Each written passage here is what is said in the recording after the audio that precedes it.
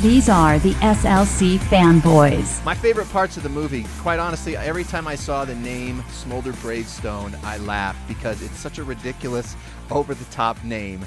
The other thing I really liked about this movie was I personally feel like this was the best representation of a video game in a movie that I've seen almost ever, because they are allowed to treat it as a video game. They can take, they aren't trying to take what's in a video game and trying to make it seem like it was real life. Like, they acknowledge, and they make it seem like a bad 90s video or a 90s video game, a formulaic 90s video game with all of the trappings of one. So that's what I like. That I thought works because now you're not trying to think like, could they really do that? Because they've just said, look, we're in a video game and we're going to do ridiculous things. They do ridiculous things just like you would do in a video game. Yes. And they pull it out. And I found including wasting one of the characters' lives, which I thought was so funny. Yeah, I thought that was great. They waste a lot of them, but that'll make sense when you see the movie. Yeah. What I really liked was the some of the moments where like the bad guys would just show up in standard, Snidely Whiplash kind of cackling bad guy fashion at the most opportune moment.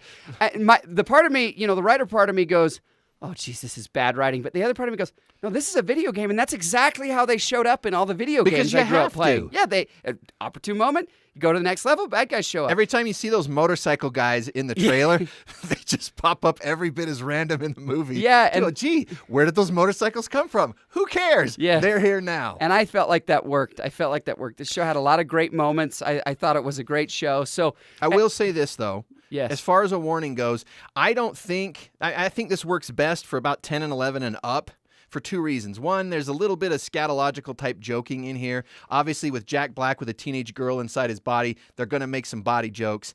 And if that's something that you're sensitive to, I need to warn you about that beforehand. The other is what makes this funny is what is funny to teenagers and up. Like, I don't think a little kid's going to find this as funny as everyone up above that. Yeah, the humor. I would cut it off with my more 10-year-old. complex I than might that. take my 10-year-old. I definitely take my 13 and up. Yeah, I would agree with that. I think that this is maybe where the classification PG-13 really starts to ring true. And it's intense. I mean, bugs crawl in and out of people's bodies, so keep that in mind. Also, this isn't a full family movie, in my opinion. No, I'd call it 9/10. Well, maybe 3/4 of a family movie. It's a great show though. I mean, it's great for most audiences. All right, what do you give it then? Final rating. I'm going to give it an 8 out of 10. Woohoo! I give it 2.5 out of 4 personally. If I see it again, I might be persuaded to bump it up closer to 3, but I still feel like 2.5 is good. It was funny. I enjoyed it. Wasn't the greatest. Wasn't all that original, but it had the performances brought it to life.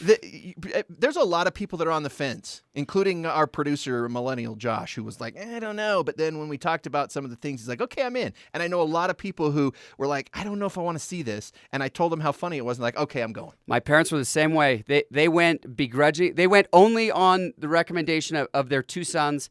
And took a leap of faith, and they both ended up loving it. All right, so 2.5 out of 4 for me, 8 out of 10 for Aaron. That is Jumanji, Welcome to the Jungle. After you see the movie, please come back and watch our full deep dive, spoiler-filled Jumanji, Welcome to the Jungle review, where we're going to talk about a whole bunch of the different things, the themes.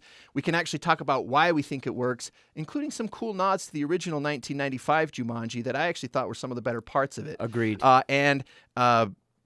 After you see the movie, you're going to want to talk about it too. So join us for that as well on our podcast.